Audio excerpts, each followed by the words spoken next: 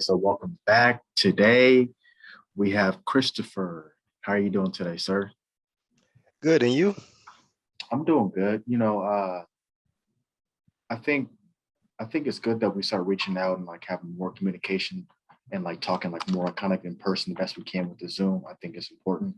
What are your thoughts? Mhm. Oh yeah, I like it. I had Zoom for a while. Through the pandemic, I got kind of adjusted to using Zoom more, and I'm glad we were able to reach out and through the Discord and just like get together, meet some like-minded people, just doing some positive things. But I appreciate it. I mean, for sure. I think sometimes people feel like they're out here on an island by themselves, and I feel like we are connected way more than people think. You know what I'm saying? Like we have a lot more in common, but everybody's kind of telling everybody that we're so divided. When honestly, I think we have a lot more in common than people expect. You know what I'm saying? Oh Like yeah, definitely. I feel like the divides we have, like especially when it comes to like different issues, they're so small and in between. Like, why would we let those be the reasons why like we can't communicate and find some common ground? You know what I mean?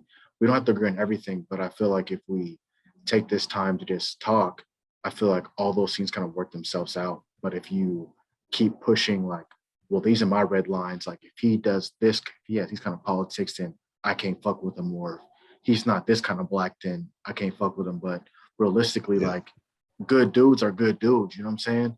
I've yeah, seen I've seen so many times people will put up with people who like have try to do their man's harm, have tried to rob people. But if they real, then that's fine. But someone who doesn't agree politically, they outcast. And that to me, that's wild. That don't make no sense to me. yeah. I totally agree. Like, um, we're all we're all the same. I mean, we're all the same. Like our blood is the same color, but at the end of the day, we kind of distance ourselves from. Um, this is going into another subject, but we Go ahead, kind of go ahead, gotta bro. Go ahead, go ahead. we kind of gotta distance ourselves at the same time from that that negative association. We gotta kind of lean towards the people that's going in the direction that we're going.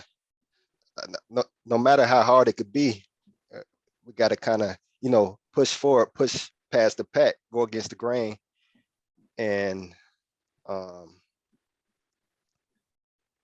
yeah, well, I don't get into politics too much. That's one thing I don't. They ask me in public, I just be like, man, I Yeah, don't I yeah, don't talk about politics because it just causes too much drama, and it's not worth it. yeah, for sure. It- And I totally understand what you're saying. Like when you say like there's like a negative connotation when it comes to like certain people, especially black men. You know what I'm saying? But the crazy part about our culture is like we thrive on this shit. Like yeah, we use that as a badge of honor.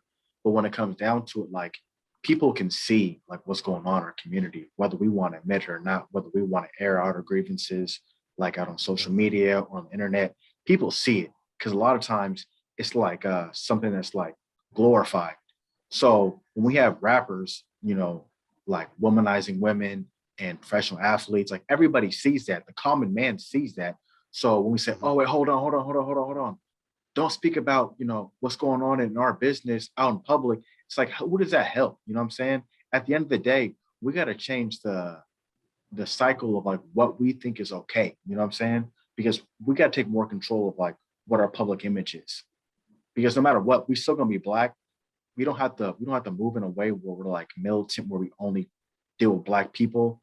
But at the end of the day, Mhm. like we are gonna be judged to a certain extent, and it's our job to kind of change like how we're viewed. You know what I'm saying? Yep, yep. I totally agree.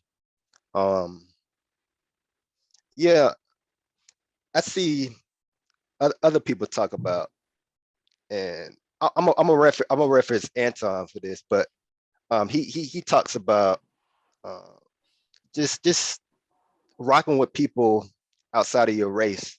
I mean, it's all That are about like like minded. Yeah. character. Yeah, it's all about character. It's not the color of your skin. because there's some great people out there. And if you're afraid, if you're too, I guess, closed-minded, running with the people of your skin color, and just because they're either related to you or they got the same color skin as you're not gonna get where you want to get. You got to Yeah, go outside of your comfort zone and meet. It's some great people out there from different races, and for you don't sure. have to just like stick to one race because that's holding us back. That's holding us Yeah. back because we refuse to reach out. Yeah. And I think that sometimes we we stay around people that are not good for us just because it's Mhm. familiar. You know what I'm saying? So like I know we you probably have the same kind of experience I've had. It's like where we have family members who aren't the most best influences, but we keep them around us because like it's something we know. You know what I'm saying? And even though we know these people aren't good for us, we like keep them around. We like still like trust them, and then they kind of like backstab us. And that's like a common thing I constantly see like in our community and pretty much everywhere. Honestly, there's always going to be like people who are willing to take advantage of others, but it just seems like the Black community keeps that people around him and they're not like really held accountable. Kind of, well, you know, it's so and so, like, what can you do? You know, he's bound to steal something. And it's like that shouldn't be acceptable. Or like, you know, so and so, like, he's always trying to have sex with somebody's wife. You know, that's just what he does. You got to protect yourself. You should have known better. It's like, come on, bro. We got to do better now. Or like, you know, that's Uncle Larry. You know, he never keeps a job and he's always asking for money and don't give him no money because you know he never gonna pay you back. It's like, what?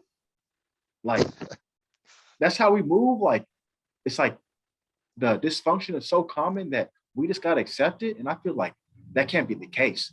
And Mm. I feel like you're right. If somebody is better for you and they're outside your race, I think that doesn't matter at all, bro. I would rather take uh 10 white people or Asian or Hispanic or whatever that's rocking with me fully than uh my whole family. You know what I'm saying? Especially when like it's Yeah. dysfunctional, it's always drama. Like every time we have like different reunions or we have different functions, and I just feel like mentally drained. And I feel like that's not something that's really spoken on about a lot. You know what I mean? Like that drain you get with like when you leave and then everybody's back talking to each other and there's rumors and all this stuff going on. It's like you don't even feel your batteries are recharged. And I think that's an important part about like when you do have people in your circle that are really rocking with you, when you come together, you feel better when you leave. You know what I'm saying? You feel Mm, rejuvenated. And that's not mhm, something you always feel like toxic relationships. And I feel like mm. you don't have to keep those relationships if you don't want to. That's your choice. As a man or as a woman or whatever, that's your choice to keep the relationships if you want or not. And if they're not going to be beneficial to you, then I cut them off. You know what I mean? Yeah, man, I definitely know what you mean.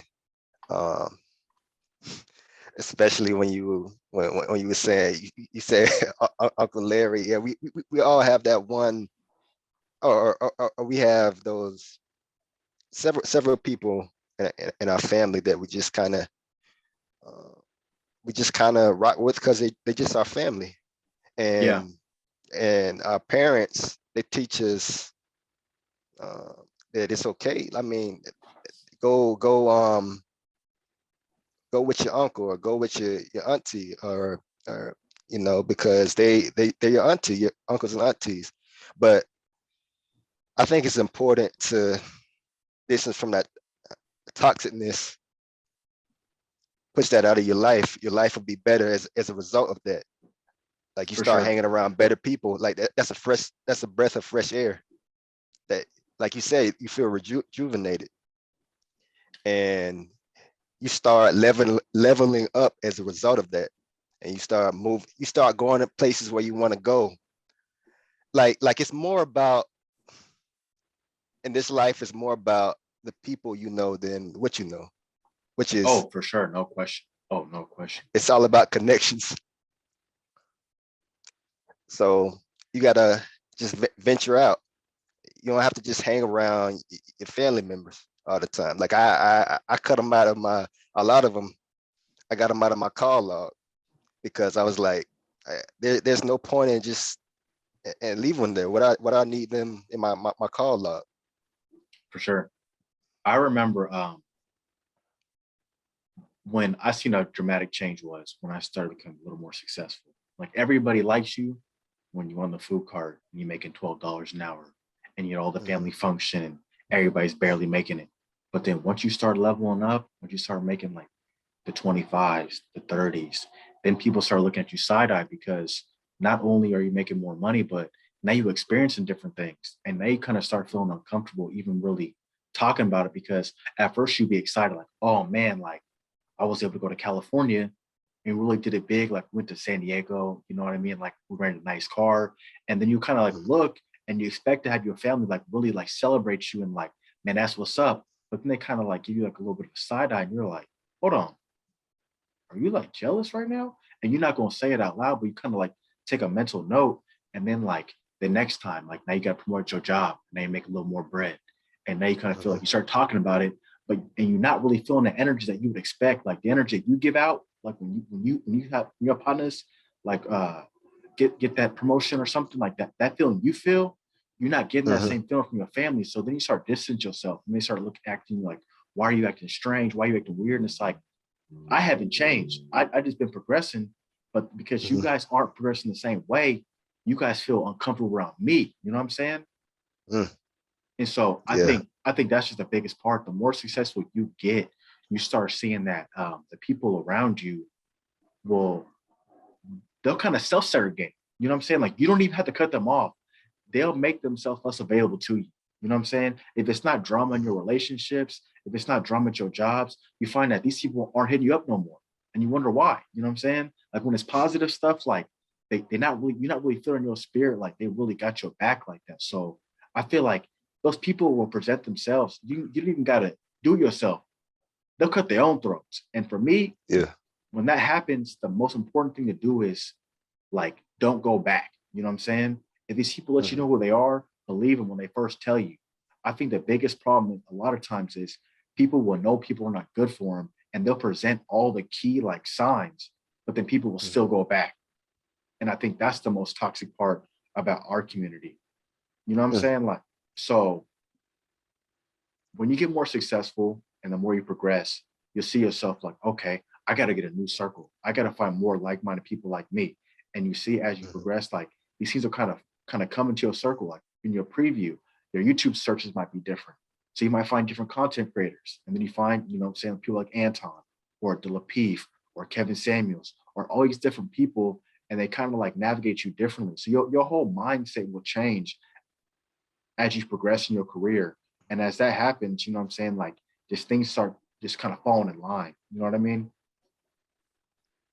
right. That's true, man. I couldn't have said that better. Like it's when you cut those ties with those certain people, you're free. Hey, Like you finally, and it feels good. man, nothing feels better than that. Nothing feels better than actually being feeling free, bro. Like when you Yeah. when your phone calls and you pick it up and you see this, like, oh, it's not toxic. You know what I'm saying? Like this person's not it's not an emotional vampire. It's an Mhm, emotional terrorist come to call me to make things worse. Like this is a good conversation. Like that's rare, bro. So when you get yeah. that, I feel like you gotta cherish those things. And people who do rock with you, I feel like it's your job to do whatever you can to make like those relationships important.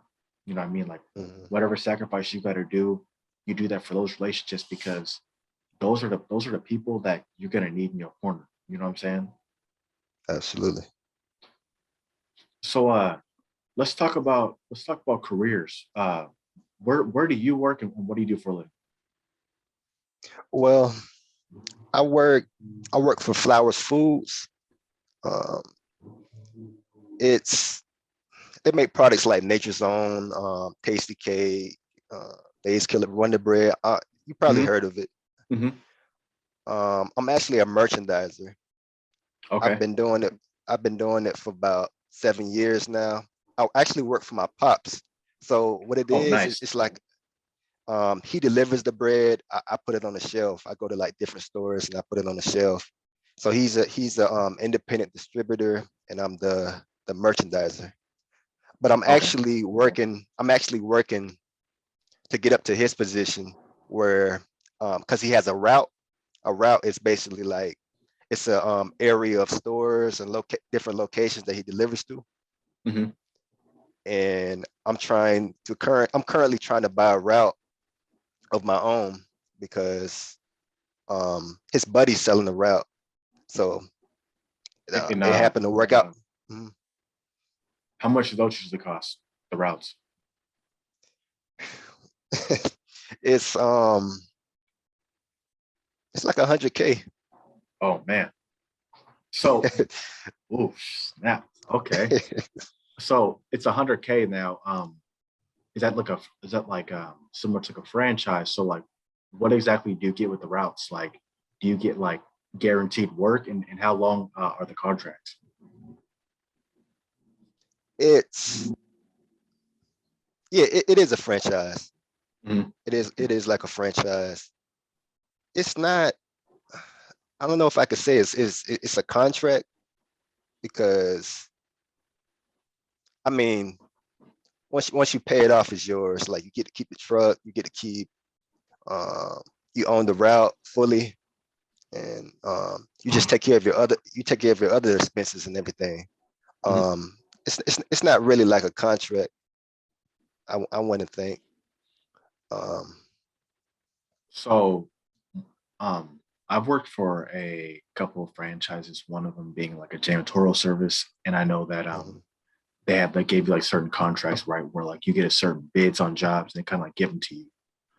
But also that same company can like take those jobs from you. They're kind of like honestly perverse, like incentivized to take them from you. So like mhm, they'll like go behind your back and like talk to like the owners and like, hey, is he doing a good job? And they're like, oh, he's doing fine. Like, are you sure? Because if they mhm. give you a bad review, they can take those contracts from you and resell them, and you pretty much lose out on them. So it's very strange. I'm not sure why it's set up like that. Obviously, it's set up to benefit the franchisor, but like, what are some of the perils in your job when it comes to that kind of stuff? Or is it more like you're like a private contractor, so you don't really have the same like problems? Um, can you repeat the question? My bad. I'm sorry. Uh, what are some of like the issues when it comes to like the franchising? Like, if you get it, is there guaranteed amount of time, or can the company take those franchises from you? Like, how does that work?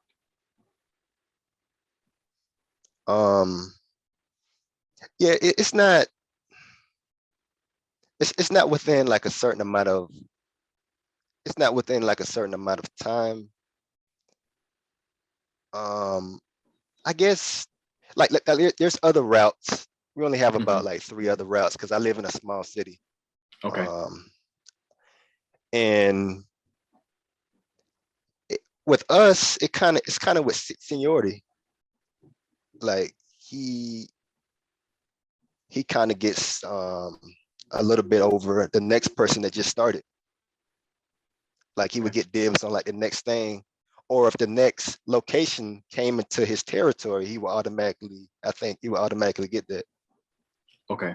or he would have to. So if you're going to invest $100,000 for this route, like, what does like the yearly like salary look like for that?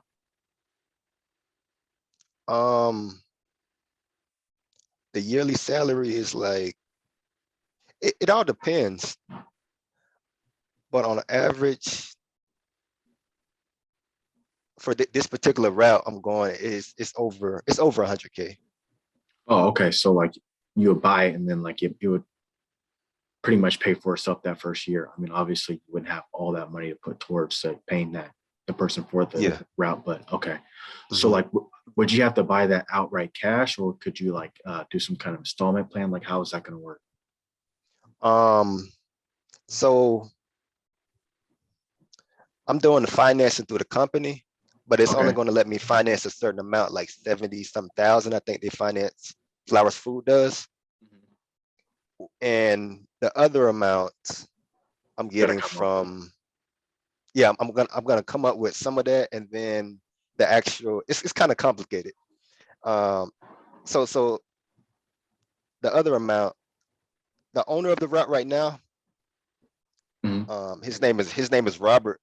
I'm going to work out something with him, a deal with him where I'm, you know, paying him a certain, Percentage or a certain amount every month. yeah. Okay. And my grandmother is helping as well. My grandmother and my pops, they're contributing as well. So I'm blessed and thankful for them. That's what's up. I mean, I think that's the main difference between a lot of communities is like when you have that community where like people are helping you, it makes a huge Mhm. difference. You know what I'm saying? Oh yeah, man, it's a beautiful thing. And I'm like using my stocks. Like I'm an investor in the stock market. I'm leveraging that to put a down payment on the route. Like I did the same thing with my credit cards. Like I paid off my credit cards using my investments. Okay. So now I'm kind of like building back up to take it back out again to make Yeah, I this get that. payment. So you do like the anti method, like where you're borrowing against your investments as collateral. So then like that way you can leverage that money. So um you're not selling the stocks, you're not paying capital gains, that kind of thing. Yeah, definitely. That makes sense. So man, I like it. I like it. So would you have somebody working under you as a merchandiser, or how does that work when you get the route? Well, when I first so there's actually somebody already on it. It's it Mhm. is it's a lady and her son. They're already running the route. So as long as they keep running it, I'll just have to manage it until they go on vacation or something comes up where they can't make it, like an emergency.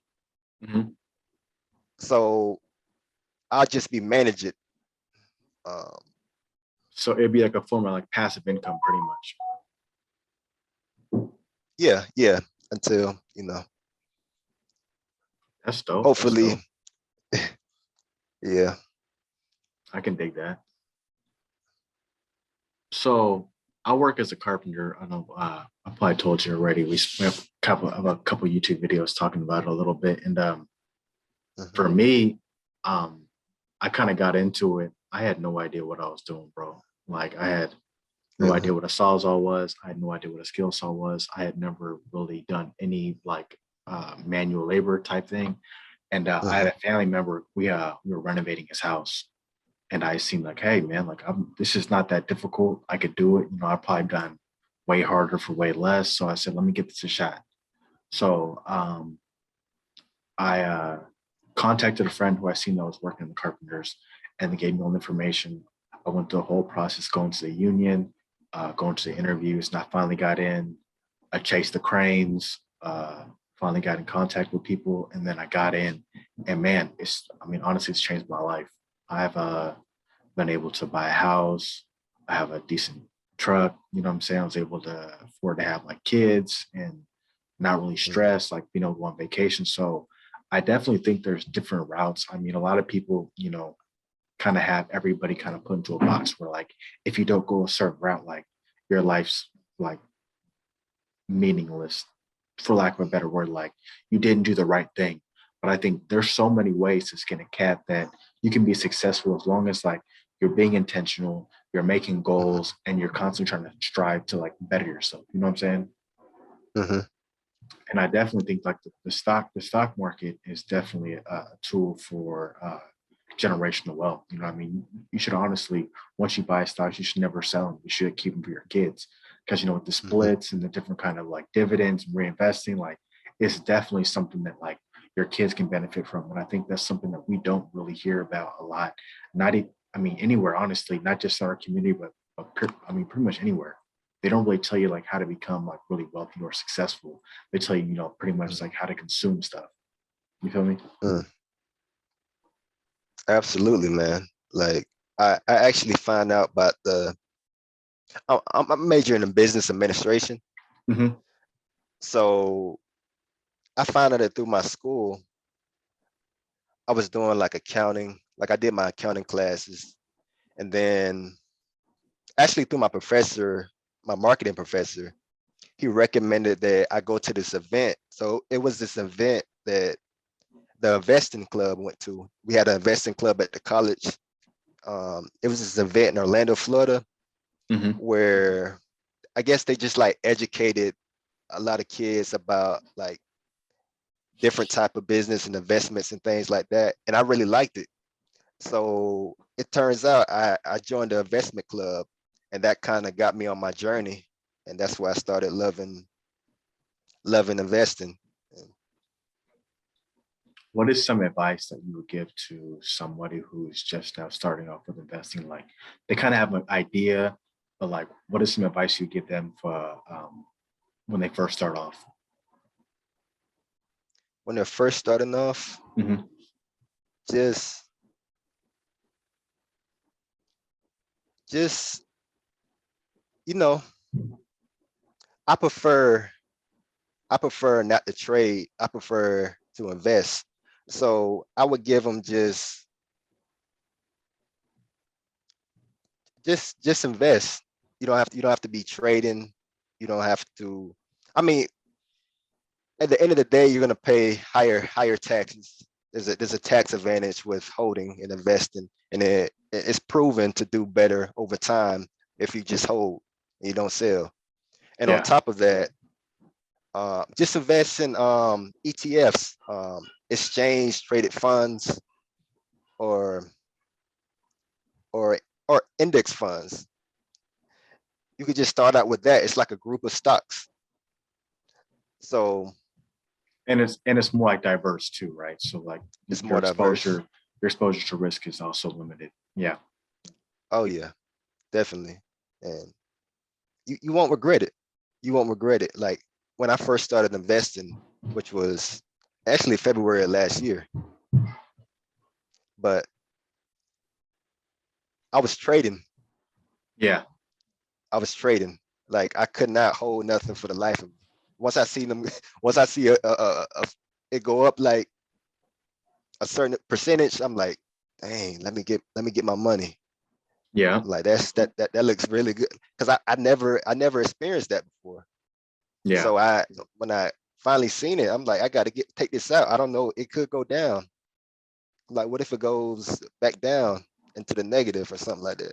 I don't know, but when I started holding, that's when the real gains came. I think Warren Buffett says something like you should be able to buy stocks that you feel comfortable holding with like 10 years. Like you put Hmm. it in there and then you don't touch it at all. And I think that's hard because we're kind of programmed. Like I know there's been times where I've been investing in things went red and I want to hurry up and pull out, and then I end up losing money. And if you do that enough times, you can blow through thousands of dollars, and then you kind of start getting depressed, and then you might want to start trying to like chase like penny stocks, try to make all your money back, and it's like it's kind of like a never-ending circle. So I think it's important that you just like start practicing buying buying stocks you actually believe in, blue chips or ETF stocks you believe in, and then just holding, because no matter what, this stuff bounced back. I mean, even look at Bitcoin. Bitcoin went to 17,000, then dipped off all the way to like 2,000. And if you would have just still held, you still be good right now. It's like at 57, $58,000. Like so, it kind of just shows you that sometimes you have to weather a little storm, but it's important that you don't like just panic, because the panic is what makes everything go bad. You know what I'm saying? Oh yeah, because the stock market historically has been known to go up. It's gonna go up. Like you're gonna have your dips and blips, but it's gonna shoot back up. It's proven. And on top of that, you should always, if you don't know what to invest in, just invest in what you know. Do your research first, and just invest in company. Like Apple, Microsoft. I'm investing in Microsoft. Um, I've used I know about the company. I use their products, PowerPoint, Excel. Uh, I use all of that, and I also research the company. And just invest in something that you believe in long term. Like if you could see, you want to invest in where a company is going, not where it is now. So you kind of want to look towards the future and kind of invest what you think it's going to be like in, 10, 15 years, 20 years in the future. Oh, for sure. I think that's why like Tesla Tesla ran up that much because people were investing for not for right now, but I think like 10 years from now. So I think that's why you're seeing the Mhm. price like being so forward thinking. And I think that sometimes it's difficult to really like get into the habit of thinking like, okay, this might not be the best right now, like, but the money it might be at a discount right now. Mhm. Other things may be running hotter, other things may be like the pick of the week, but if you believe in the fundamentals, then usually most time those are going to win out. I'm a firm believer that if you don't know what to invest in, the S&P 500 usually gets you about 10%, 10 to 10%. 15% every year. So I mean that's just a solid investment all around. Absolutely. Um, and you're not getting that with savings account. That's just period. You're getting, I think, I read on average is 0.06%. You're getting that from the savings account per year. So you might as well just, What does that do? you might You as know what well, I mean? yeah, you might as well put it on something in the Yeah. stock market. Yeah, So it just, do you currently own a house yet, or are you looking to buy a house? you know, not, I don't own a house. I currently living with my parents, Oh, perfect. but yeah, I've been so focused on acquiring this route. Like I just finished the business plan and everything. Now we working on the capital part. So um, after I'm getting my debt in order as well. Like Yeah, I told you I paid off my credit credit cards. cards, Yeah. but I didn't. But I also have student loans about 15K Okay. in student loans. So I'm you know working on that. So for those who haven't ever been through like a business plan, like can you explain a little bit like how that works? Because I personally never been through a business plan. I kind of want to have uh and it kind of explain to me. You can. Where'd you go? How'd you go about doing your business plan? Well, they gave us a template. The company gives you a template of what to go by, but let me see if I can do this off memory. It's basically just telling you about the company that you're, well, or whatever you're about to purchase. You're talking. See how I did mine. I talk about my business. I talk about the business that I'm about to purchase, where I see that going. I do numbers on it. Okay. What has this route been like? I did a chart in Excel, and what has this been doing per year? What are all the expenses? What are the projections? That kind of thing. What are projections? What is the revenue? What is it? What's the gross profit? Down at the bottom, kind of like it kind of ties together at the end. But I did both of our routes. We kind of compared them Hmm. to kind of know what we're going to be making and just different things like that. And you also talk about who's on the route, your employees. Like you talk about their particular jobs. Um, what what are you going to be doing differently, or what are you going to keep the same with how it's been running? And you just close by saying when you intend to purchase it. Like you give Okay. a date,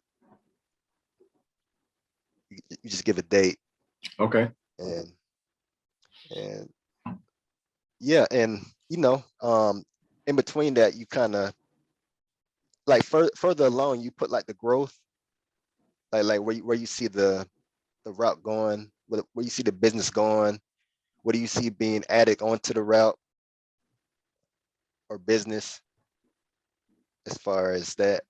But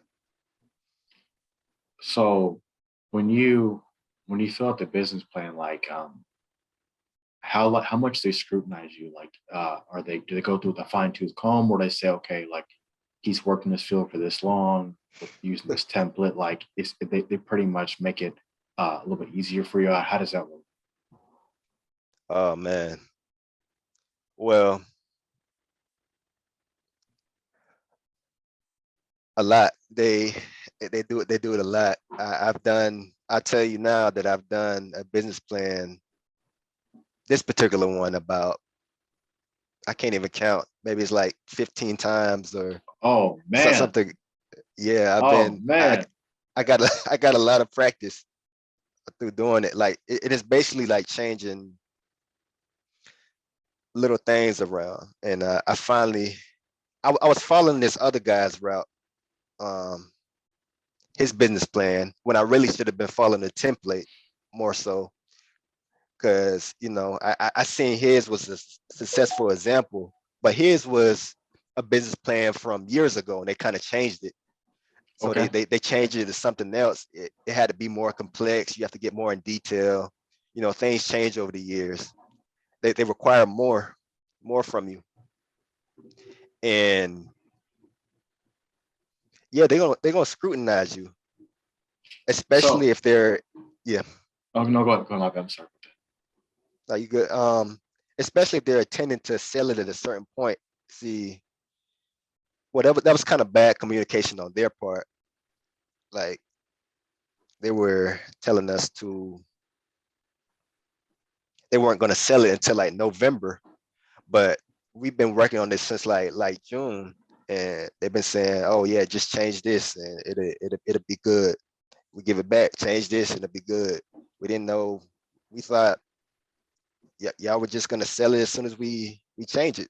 We didn't know there was a particular time they try to sell them at the end of the year. There's a small time frame, about I think 2 months, that Oh they wow. try to sell the routes. And yeah, we didn't know that, but now we know. And that process is over with, thank God.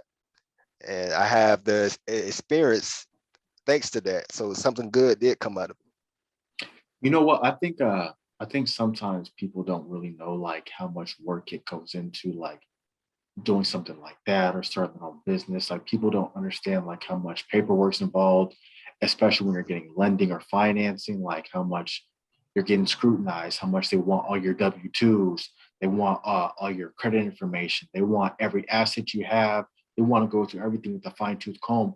And people just think, oh yeah, these things are easy, these people have friends high up, and it's like you don't understand how much you got to really let people pry into your life to get this funding, to get these things, to acquire these assets. You know what I mean? Especially when it comes to businesses or mortgages. And it. Hmm. I think if we normalized and be more transparent, like what does it take to start a business?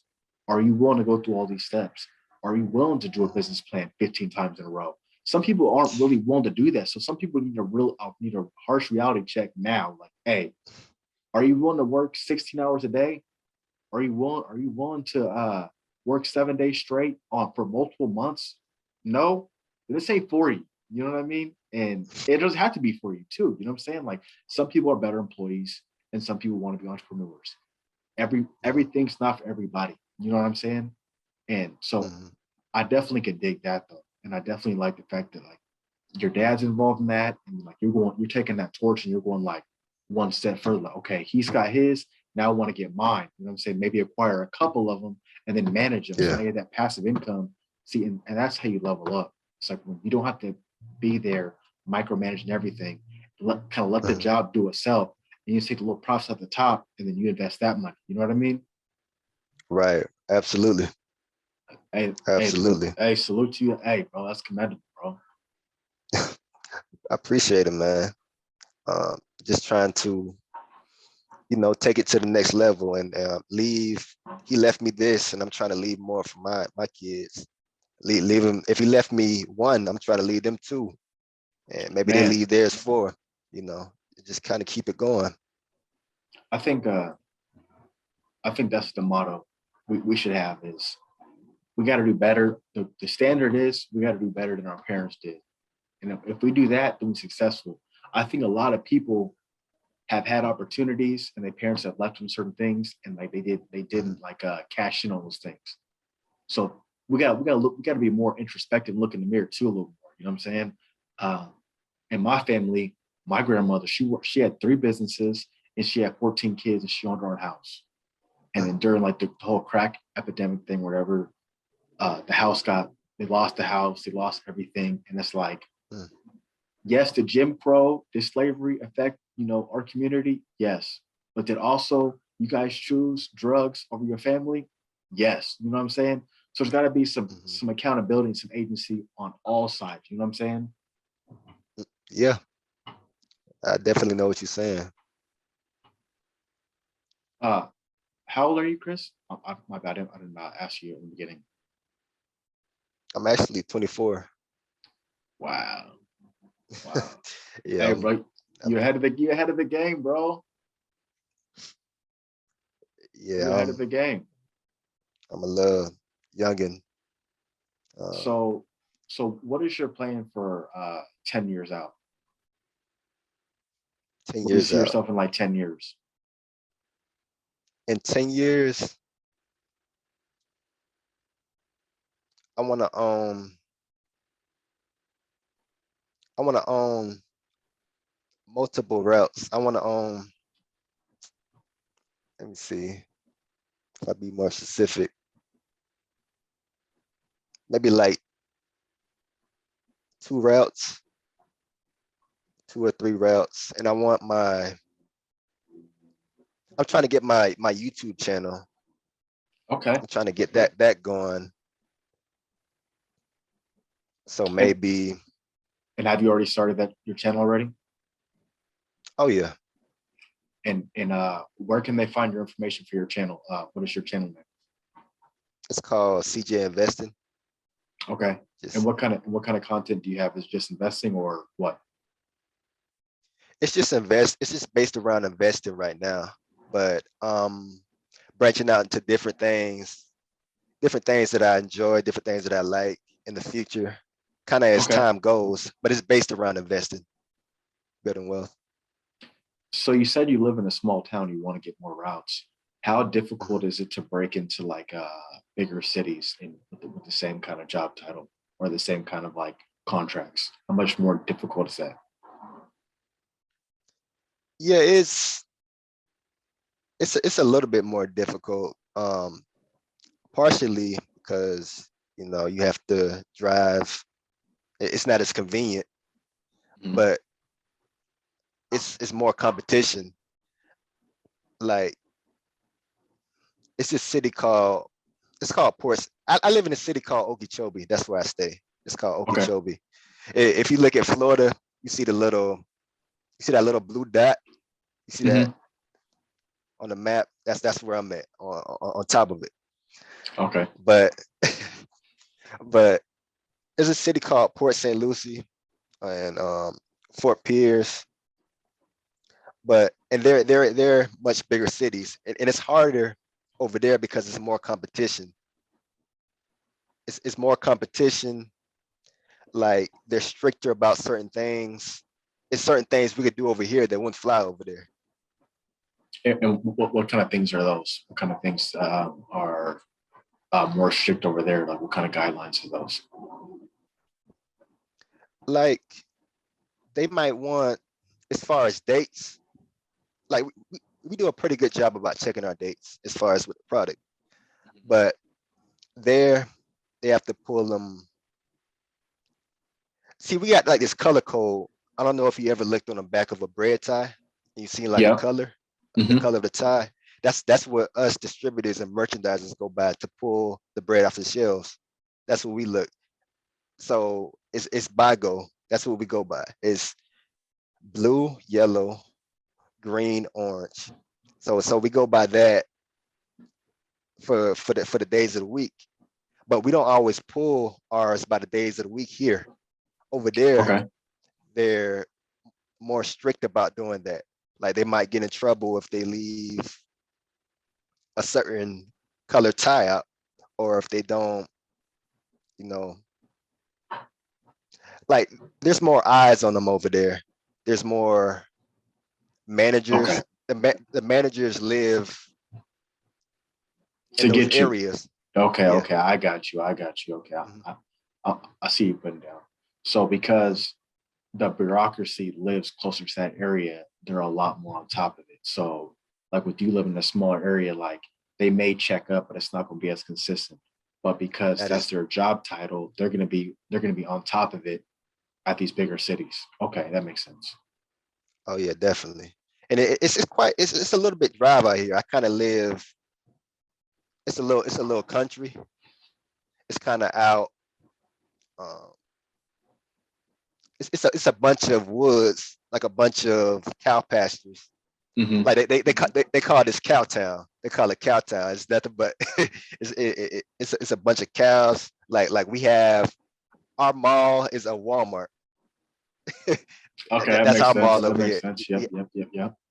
Like we have a Home Depot. We got things like that. But that's like our major. Shopping centers. Okay. So in 10 years, are you also going to branch out into real estate? Do you see yourself like trying to buy like some properties and like diversify in that way, or are you just going to go full steam ahead, like try to acquire as many routes as you can? Yeah, I'm gonna buy some. I'm gonna definitely buy some real estate. I'm looking to acquire some land out here because it's steadily growing, Oh yeah. and that's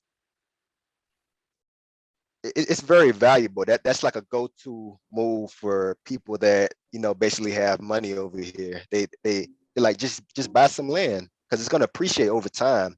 It's valuable. They're constantly building, and the reason why um, Okeechobee hasn't grown like a lot of the bigger cities is because like the ranchers and farmers they hold on to the land. They don't sell it, so it's kind of um, restricting the growth. But as they die out and their Their kids get it. offspring, yeah, They want to cash they want to in. sell it. They want Yeah, to cash in, bro. Hey, they don't see the vision. They want to cash in. See, and yeah, and that's something too that a lot of people don't tell you is that a lot of people make the sacrifices to acquire the land and they hold on to it because they want to leave something for their kids. But the kids, they hmm don't see that same sacrifice. They don't see the vision. And so then once they get the opportunity, they sell it. And not knowing that hmm that land can be worth 4 or 5 or 6 times as much if they just hold on to it and pass it down to their kids.